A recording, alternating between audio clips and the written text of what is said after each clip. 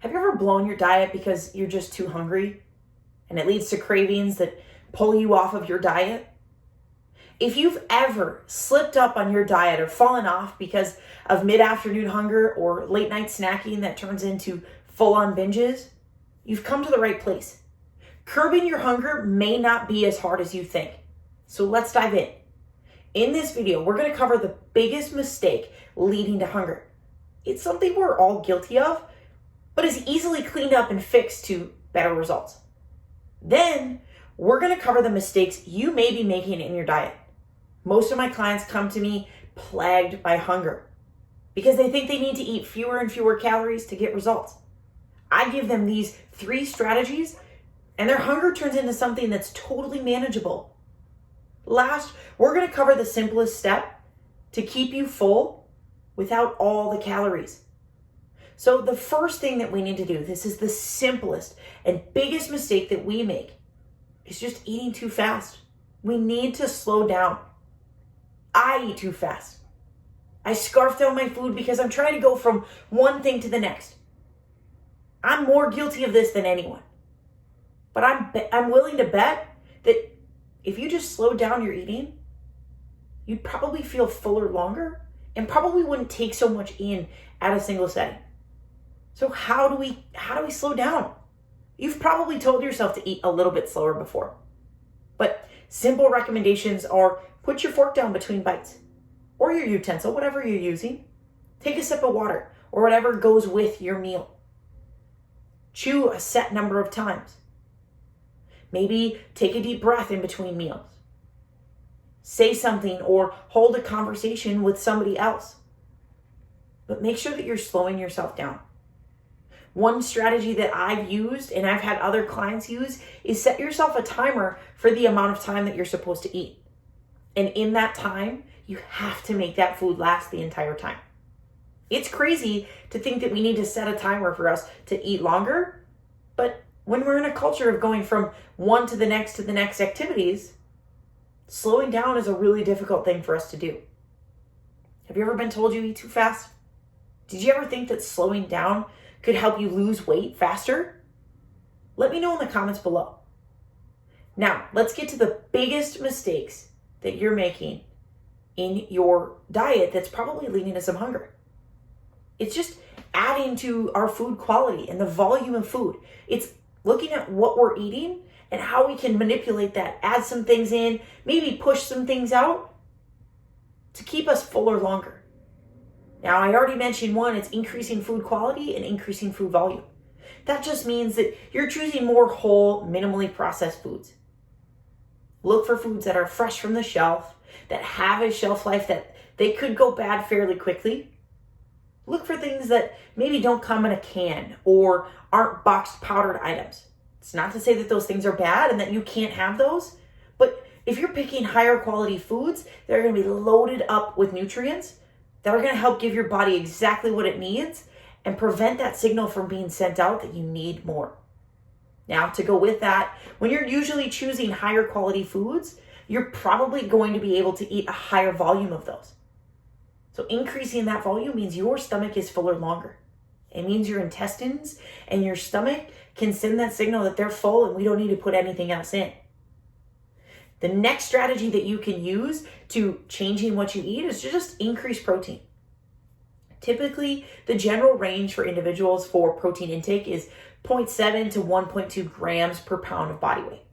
Now, if you're someone who has a significant amount of weight to lose, I recommend taking a realistic look at how much you want to lose, what your goal weight is, and setting that range around or near that.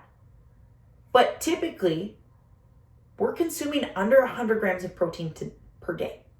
Protein is the most satiating nutrient. That means it keeps us fuller longer than carbs, than fats, than fruits, veggies, all of it.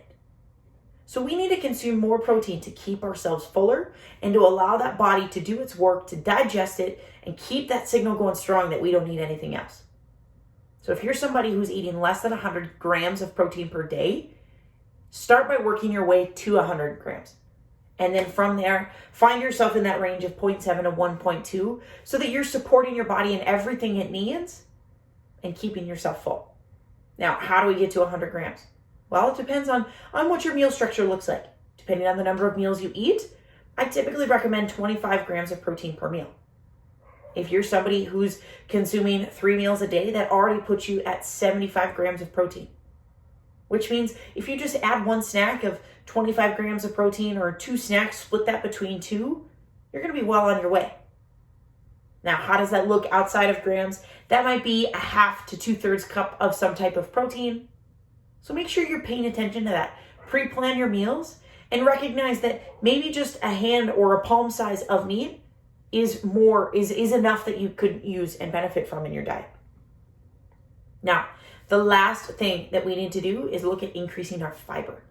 Fiber really is a hard molecule for our body to break down and to digest. And it really does help keep our digestive tract strong and fresh to absorb all the nutrients that it needs.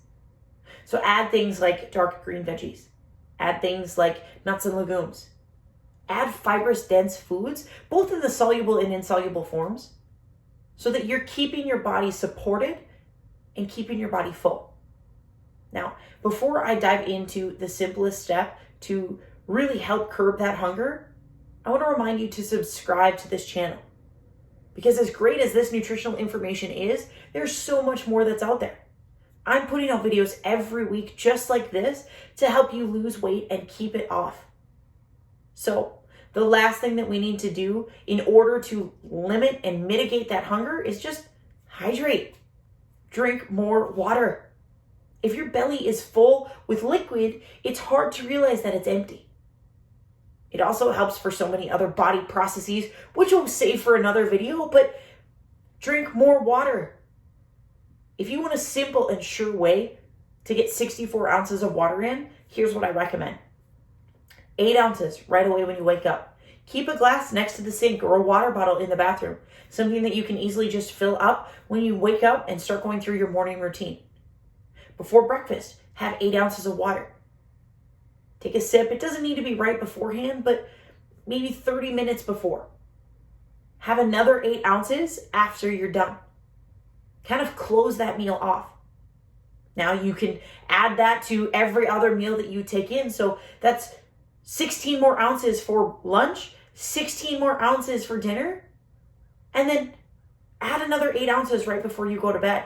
That's a surefire way to get 64 ounces of water in. My guess is that if you start doing that, you're going to start taking sips throughout the day. And before you know it, you're going to be at 100 ounces of water per day, which is what I recommend to all of my clients. But stay hydrated. Keep that belly full. Stop those signals from being sent out and pushed out all the time that it's empty and it needs something to go in it.